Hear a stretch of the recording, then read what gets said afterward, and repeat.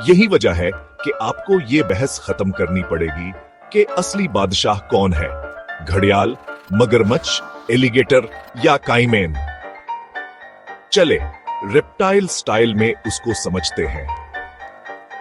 नताइज शायद आपको हैरान कर दें। सबसे पहले घड़ियाल, इसे सुनिक स्पेशलिस्ट समझें। उसकी पतली सी थूथनी के साथ ये मछली पकड़ने के लिए बेहतरीन है, जैसे दांतों वाली चाप स्टिक्स। अगला मगरमच्छ, बुनियादी तौर पर ग्रुप का पुट्ठा है।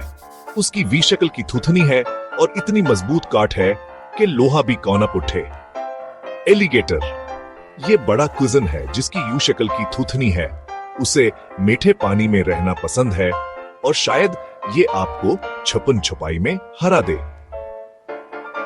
और काइमीन, ये वाइल्ड कार्ड है, छोटा, झगड़ालू और जनूबी अमेरिका में हमेशा पार्टी के लिए तैयार। तो बादशाह कौन है, ये इस बात पर मुनहसर है कि आपको क्या चाहिए। मछली पकड़ने का चैंपियन, पठा, छुपन छुपाई का माहिर या पार्टी एनिमल, कोई भी जीते, रेप्टाइल्स का राज है।